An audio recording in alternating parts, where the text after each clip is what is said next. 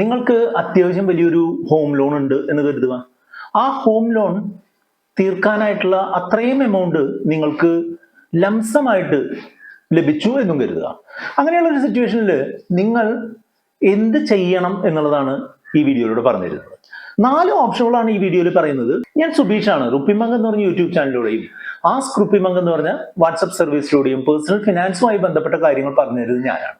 ഫെബ്രുവരി 1-ാം തീയതി നിർമ്മല സീതാരാമൻ അവതരിപ്പിച്ച ബഡ്ജറ്റിൽ ഹോം ലോൺ ഇൻട്രസ്റ്റിനും പ്രിൻസിപ്പലിനും ഒക്കെ നമുക്ക് കിട്ടുന്ന ടാക്സ് ബെനിഫിറ്റുകൾ വളരെ നാമമാത്രമായിട്ടുള്ള രീതിയിൽ, അല്ലെങ്കിൽ നാമമാത്രമായ ആളുകൾക്ക് മാത്രം ബെനിഫിറ്റ് ആവുന്ന രീതിയിൽ മാറ്റപ്പെട്ടിട്ടുണ്ട് ന്യൂ ടാക്സ് റെജീമിന്റെ രൂപത്തിലൊക്കെ. അപ്പോൾ ആ കാര്യങ്ങളും കൂടെ കൺസിഡർ ചെയ്യുമ്പോൾ ഇനി ഹോം ലോൺ അടച്ചു തീർക്കുന്നത് ബുദ്ധിപരമാണോ, അല്ലെങ്കിൽ ഹോം ലോൺ നിർത്തിക്കൊണ്ട് ഇൻവെസ്റ്റ് ചെയ്യുന്നത് ബുദ്ധിപരമാണോ എന്നുള്ളത് കൃത്യമായിട്ട് മനസ്സിലാക്കിക്കൊണ്ട് പോയാലേ നമ്മൾക്ക് ഒരു മികച്ച രീതിയിലേക്ക് എത്താനായിട്ട് സാധിക്കുള്ളൂ. നമ്മളെ കോൺടാക്ട് ചെയ്ത ആളൊരു മാസ വരുമാനക്കാരനാണ്. അദ്ദേഹത്തിന് അത്യാവശ്യം തെറ്റില്ലാത്തൊരു സാലറി ഉണ്ട്. 50 ലക്ഷം രൂപയാണ് അദ്ദേഹം വീട് പണിയുന്നതിനായിട്ട് ലോൺ എടുത്തത്. 45,000 രൂപയോളം മാസം EMI ആയിട്ട് അടയ്ക്കണം എന്നാണ് അദ്ദേഹം പറഞ്ഞിട്ടുള്ളത്. പക്ഷേ ഇപ്പോൾ സംഭവിച്ചത് എന്താണെന്ന് വെച്ചാൽ ഈ 50 ലക്ഷം രൂപ ഒറ്റയടിക്ക് അടച്ചു തീർക്കാൻ പറ്റുന്ന അത്രയും വലിയൊരു എമൗണ്ട് അദ്ദേഹത്തിന്റെ മറ്റൊരു പ്രോപ്പർട്ടി വിറ്റപ്പോൾ കിട്ടി. അപ്പോ അദ്ദേഹം നാച്ചുറലി എന്ത് ചെയ്യണം എന്നുള്ള ഒരു സംശയത്തിലായി. അതുകൊണ്ടാണ് നമ്മുടെ ആസ്ക് റുപ്പിമംഗ് സർവീസിലേക്ക് 8848030018 എന്ന വാട്സ്ആപ്പ് നമ്പറിലേക്ക് കോൺടാക്ട് ചെയ്യുന്നത്. സാധാരണ എല്ലാവരും പറഞ്ഞു കൊടുക്കുന്ന 3 ഓപ്ഷനുകൾ ഞാൻ ആദ്യം പറയാം. അതിനുശേഷം ഞാൻ അദ്ദേഹത്തിന്റെ കാര്യങ്ങൾ മനസ്സിലാക്കിക്കൊണ്ട് പറഞ്ഞു കൊടുത്തൊരു ഓപ്ഷൻ കൂടെ പറയാം. അങ്ങനെ 4 ഓപ്ഷനുകളാണ് ഇതിൽ പറയുന്നത്. ആദ്യത്തെ ഓപ്ഷൻ എന്താണെന്ന് വെച്ചാൽ, ഈ കിട്ടുന്ന 50 ലക്ഷം രൂപ ലോണിലേക്ക് തിരിച്ചടയ്ക്കാതെ ഒരു ബാലൻസ്ഡ് അഡ്വാൻറ്റേജ് ഫണ്ടിലോ അല്ലെങ്കിൽ ഒരു ഹൈബ്രിഡ് ഫണ്ടിലോ ലംസമായിട്ട് നിക്ഷേപിച്ച് അതിൽ നിന്ന് സിസ്റ്റമാറ്റിക് വിഡ്രോവൽ ഓപ്ഷൻ SWP മാതൃകയിൽ ഈ 45,000 രൂപ വിഡ്രോ ചെയ്തുകൊണ്ട് ഇത് ലോൺ സാധാരണ രീതിയിൽ അടച്ചു തീർക്കുക എന്നുള്ളതാണ്. അപ്പോ ഇദ്ദേഹത്തിന് സാധാരണ അടച്ചുകൊണ്ടിരുന്ന 45,000 രൂപ EMI ആയിട്ട് അടച്ചുകൊണ്ടിരുന്ന തുക മറ്റുള്ള കാര്യങ്ങൾക്ക് ഇൻവെസ്റ്റ് ചെയ്യാനോ അല്ലെങ്കിൽ മറ്റെന്തെങ്കിലും കാര്യങ്ങൾക്കായിട്ടോ ഉപയോഗിക്കാനായിട്ട് സാധിക്കുമെന്നതാണ്. ഇത്തരം മ്യൂച്വൽ ഫണ്ടുകൾക്ക്, അതായത് ബാലൻസ്ഡ് അഡ്വാൻറ്റേജ് ഫണ്ടുകൾ അല്ലെങ്കിൽ ഇക്വിറ്റി ഹൈബ്രിഡ് ഫണ്ടുകൾക്കൊക്കെ ഒരു ആവറേജ് കിട്ടാൻ സാധ്യതയുള്ള ഒരു CAGR, compounded annual growth rate, ഓരോ വാർഷികമായിട്ട് ലഭിക്കുന്ന ഒരു ലാഭം എന്ന് പറഞ്ഞിട്ടുണ്ടെങ്കിൽ 11% കണക്ക് കൂട്ടി കഴിഞ്ഞിട്ടുണ്ടെന്നുണ്ടെങ്കിൽ ഈ 50 ലക്ഷം രൂപയുടെ മ്യൂച്വൽ ഫണ്ടിൽ നിന്ന് 45,000 ഓരോ മാസവും പിൻവലിച്ച് 20 വർഷം പോയി കഴിഞ്ഞാലും അദ്ദേഹത്തിന്റെ കയ്യിൽ 54 ലക്ഷം രൂപ അപ്പോഴും ബാലൻസ് ഉണ്ടാവും എന്നാണ് പറയുന്നത്. 50 ലക്ഷം ആദ്യമേ നമ്മൾ ഈ ഫണ്ടിലേക്ക് ഒറ്റയടിക്ക് ഇൻവെസ്റ്റ് ചെയ്യുകയാണ് ചെയ്യുന്നത്. ബാലൻസ് അഡ്വാൻറ്റേജ് ഫണ്ടുകൾ എന്ന് പറഞ്ഞിട്ടുണ്ടെങ്കിൽ മാർക്കറ്റിന്റെ സിറ്റുവേഷൻ അനുസരിച്ച് സ്റ്റോക്കുകളിലും കടപ്പത്രങ്ങളിലും ഗോൾഡ് പോലുള്ള കമോഡിറ്റികളിലും ഒക്കെ അഡ്ജസ്റ്റ് ചെയ്ത് ഇൻവെസ്റ്റ് ചെയ്യുന്നതാണ് ഈ ബാലൻസ്ഡ് അഡ്വാൻറ്റേജ് ഫണ്ട്.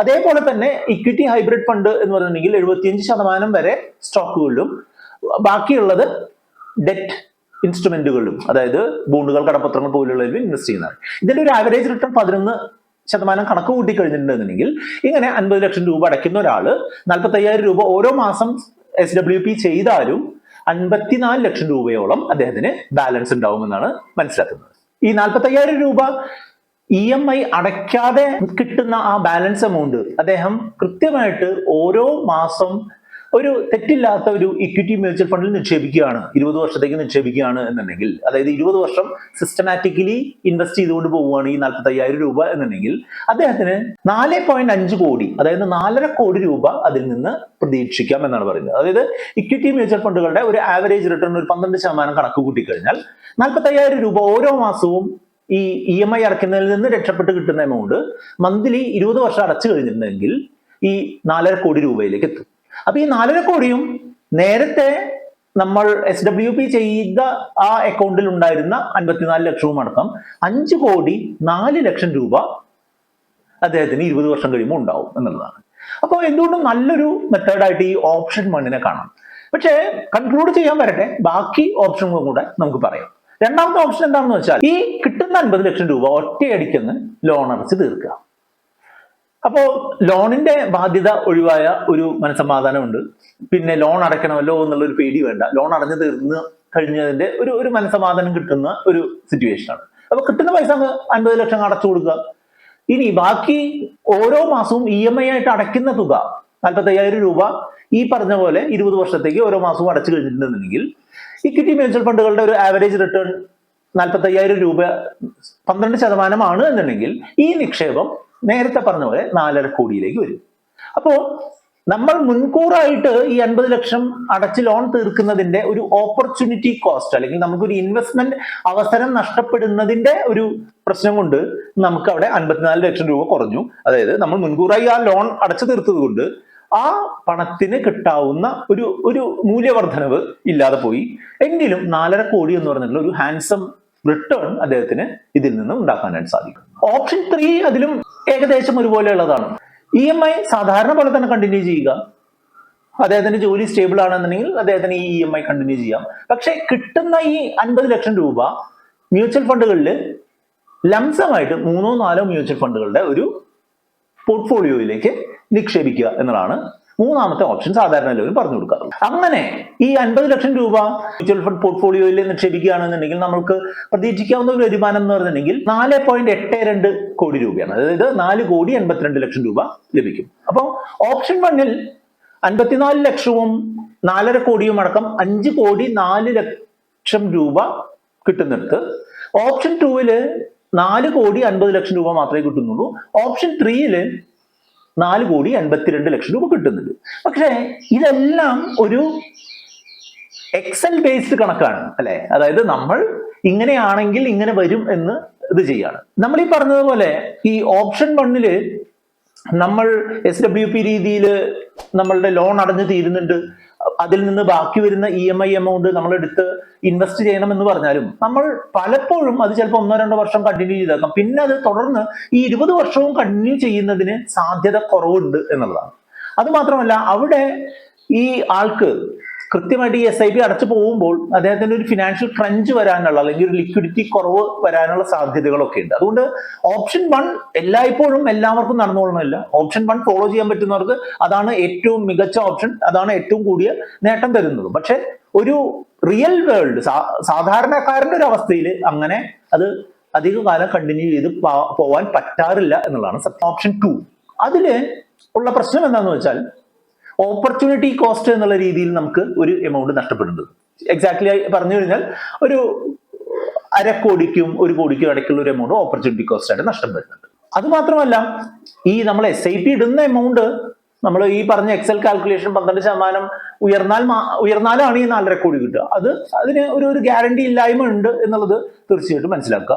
ഓപ്ഷൻ 3 അവിടെയും കുറച്ച് പ്രശ്നങ്ങളുണ്ട്. അതായത് നമ്മൾ ലംസമായിട്ട് ഇത്രയും വലിയൊരു തുക നിക്ഷേപിക്കുമ്പോൾ നമ്മൾ മാർക്കറ്റിനെ ഒരു ഹൈയിൽ ക്യാച്ച് ചെയ്യാനുള്ള സാധ്യതയുണ്ട്. ഉദാഹരണമായിട്ട് പറയുകയാണെന്നുണ്ടെങ്കിൽ 2024 സെപ്റ്റംബർ ആദ്യ ആഴ്ചയിലൊക്കെ നിക്ഷേപിച്ച ഒരു മ്യൂച്വൽ ഫണ്ടിൽ നമ്മൾ ഒരു 50 ലക്ഷം നിക്ഷേപിച്ചിട്ടുണ്ടെന്നുണ്ടെങ്കിൽ, സാധാരണ ആളുകൾ നിക്ഷേപിക്കുന്ന ഒരു മ്യൂച്വൽ ഫണ്ടിൽ നിക്ഷേപിച്ചിട്ടുണ്ടെന്നുണ്ടെങ്കിൽ ഈ 6 മാസം കഴിഞ്ഞ് ഈ സമയത്ത് അത് എടുത്തു നോക്കുമ്പോൾ ഈ 50 ലക്ഷത്തിന്റെ വില ഒരു 45 ലക്ഷം അല്ലെങ്കിൽ 43 ലക്ഷം ഒക്കെ ആയിട്ട് കുറഞ്ഞിട്ടുണ്ടാവും. അപ്പോൾ ലംസമായിട്ട് വലിയ തുകകൾ ഇടുക എന്ന് പറയുന്നത് അത്യാവശ്യം റിസ്കി ആയിട്ടുള്ള ഏർപ്പാടാണ്. അതുകൊണ്ട് തന്നെ ഈ ഓപ്ഷൻ 3 കുറച്ച് റിസ്കി ആയിട്ടുള്ള ഇൻവെസ്റ്റ്മെന്റ് രീതിയാണ്. ഇത് മാത്രമല്ല നമ്മൾ നേരത്തെ പറഞ്ഞിട്ടുള്ള SIPയുടെ റിസ്ക് ഇവിടെയുണ്ട്. 12% എന്ന് പറഞ്ഞ കാൽക്കുലേഷനിൽ പോയാലാണ് 4,82 ലക്ഷം രൂപ കിട്ടുക എന്നുണ്ടെങ്കിലും നമുക്ക് ഈ 12% ആവറേജ് റിട്ടേൺ കൺസിസ്റ്റന്റ് ആയിട്ട് കിട്ടണം എന്നുള്ളതിന് യാതൊരുവിധ ഗ്യാരണ്ടിയും ഇല്ല. അപ്പൊ ഈ 3 ഓപ്ഷനുകളും പറഞ്ഞിട്ടും അദ്ദേഹത്തിന് ഒരു സന്തോഷമായില്ല എന്നുള്ളതുകൊണ്ട് ഞാൻ ഒരു ഓൾട്ടർനേറ്റ് ഓപ്ഷൻ അദ്ദേഹത്തിന് സജസ്റ്റ് ചെയ്തു. ആ 4ാമത്തെ ഓപ്ഷനാണ് അദ്ദേഹത്തിന് ഇഷ്ടപ്പെടുകയും അദ്ദേഹത്തിന് കണ്ടിന്യൂ ചെയ്യാൻ താല്പര്യപ്പെടുകയും ചെയ്തത് എന്നുള്ളതാണ്. അതിൽ പറയുന്നത് എന്താണെന്ന് വെച്ചാൽ നമുക്ക് കിട്ടിയിട്ടുള്ള എമൗണ്ടിന്റെ ഒരു 80%, 80% എന്ന് പറഞ്ഞിട്ടുണ്ടെങ്കിൽ 40 ലക്ഷം രൂപ എടുത്ത് ലോൺ പ്രീപേ ചെയ്യുക. അപ്പൊ ലോണിന്റെ ബാലൻസ് ഏകദേശം 10 ലക്ഷം രൂപയായിട്ട് കുറയും. ഈ 10 ലക്ഷം രൂപ അതേ EMI വെച്ച് തന്നെ നമ്മൾ അടച്ചു തീർക്കുകയാണെന്നുണ്ടെങ്കിൽ ഏകദേശം 2 വർഷം കൊണ്ട് നമ്മളുടെ ലോൺ ബാധ്യത തീരും. അതായത് നമ്മുടെ കയ്യിൽ ഉള്ള തുകയുടെ ഒരു 80% അടയ്ക്കുമ്പോൾ നമ്മുടെ കയ്യിൽ എപ്പോഴും ഒരു 20% ബാലൻസ് ഉണ്ട്. നമ്മുടെ ആവശ്യങ്ങൾക്കായിട്ട് അല്ലെങ്കിൽ നമുക്ക് ഇൻവെസ്റ്റ് ചെയ്യാനൊക്കെ ആയിട്ട് ഒരു ബാലൻസ് ഉണ്ട്. അതോടൊപ്പം തന്നെ നമ്മുടെ ലോൺ ബാധ്യത 20 വർഷം എന്നുള്ള വലിയ ദൂരത്ത് നിന്ന് 2 വർഷം എന്നുള്ള ചെറിയ ദൂരത്തിലേക്ക് കുറയ്ക്കുകയും ചെയ്തു. ഇനി ആ ബാക്കിയുള്ള 10 ലക്ഷം രൂപ ഒരു സെറ്റ് ഓഫ് മ്യൂച്വൽ ഫണ്ടുകളുടെ പോർട്ട്ഫോളിയോയിൽ സ്റ്റേജ് ബൈ സ്റ്റേജ് ആയിട്ട് ഇൻവെസ്റ്റ് ചെയ്യുകയും, ഉദാഹരണമായിട്ട് പറയുകയാണെങ്കിൽ ഒരു 4 മ്യൂച്വൽ ഫണ്ടുകളുടെ പോർട്ട്ഫോളിയോയിൽ 1 ലക്ഷം രൂപ വെച്ച് 2 തവണ നിക്ഷേപിച്ചു കഴിഞ്ഞാൽ 4 × 4 = 8, മൂന്നാമത്തെ ഒരു തവണയായിട്ട് 50,000 രൂപ വെച്ച് 4 തവണ നിക്ഷേപിച്ചു കഴിഞ്ഞാൽ 10 ലക്ഷം രൂപ അങ്ങനെ ഡിപ്ലോയ് ചെയ്യുക. ആ മ്യൂച്വൽ ഫണ്ടുകളിൽ തന്നെ നിങ്ങൾ 2 വർഷം കഴിഞ്ഞ് ഈ ലോൺ തീരുമ്പോൾ വരുന്ന ആ ഒരു EMI അടയ്ക്കേണ്ട തുക 45,000 രൂപ ഈ 4 മ്യൂച്വൽ ഫണ്ടുകളിലും ടോപ്പ് ചെയ്ത് ഇൻവെസ്റ്റ് ചെയ്തുകൊണ്ട് പോവുക, SIP രീതിയിൽ ഇൻവെസ്റ്റ് ചെയ്തുകൊണ്ട് പോവുക എന്നുള്ള ഒരു രീതിയാണ് പറഞ്ഞു കൊടുക്കുക. അപ്പോൾ കാൽക്കുലേറ്റ് ചെയ്ത് വരുമ്പോൾ ഏകദേശം 4,40,00,000 രൂപ കിട്ടുന്നുണ്ട്. ഇത് മറ്റുള്ള അപ്രോച്ചുകളേക്കാൾ എമൗണ്ട് കുറവാണ് എന്നുണ്ടെങ്കിലും അദ്ദേഹം സെലക്ട് ചെയ്യാനുള്ള കാരണങ്ങൾ അദ്ദേഹം എന്നോട് പറഞ്ഞു തന്നു. ഒന്ന്, ലോണിന്റെ ബാധ്യത വലിയ ഒരു കാലത്തേക്ക് നിൽക്കുന്നില്ല എന്നുള്ളതാണ് ഒന്നാമത്തെ കാരണമായിട്ട് അദ്ദേഹം പറഞ്ഞത്. രണ്ടാമത്തേത്, അദ്ദേഹത്തിന് ഒരു ഹൈ റിസ്ക് എടുത്തുകൊണ്ട് വലിയൊരു എമൗണ്ട് ഒരേ സമയത്ത് തന്നെ മ്യൂച്വൽ ഫണ്ടിൽ ഇടേണ്ട ഒരു റിസ്ക് എടുക്കേണ്ട ആവശ്യം വരുന്നില്ല എന്നുള്ളതാണ്. അതേപോലെ തന്നെ അദ്ദേഹത്തിന്റെ ഇൻവെസ്റ്റ്മെന്റുകൾ അഡ്ജസ്റ്റ് ചെയ്തുകൊണ്ട് പോകാനുള്ള ഒരു ഓപ്പർച്യൂണിറ്റി ഇവിടെ 10 ലക്ഷം രൂപ ഇവിടെ ബാലൻസ് ഉള്ളത് കൊണ്ട് കിട്ടുന്നുണ്ട്. പ്രധാനമായിട്ടും അദ്ദേഹത്തിന് ഈ ലോൺ ബാധ്യത ഡ്രാസ്റ്റിക്കലി കുറച്ച് പെട്ടെന്ന് അവസാനിപ്പിക്കുന്നത് കൊണ്ട് തന്നെ ഒരു മാനസികമായിട്ടുള്ള ഒരു സമാധാനം ഉണ്ട്.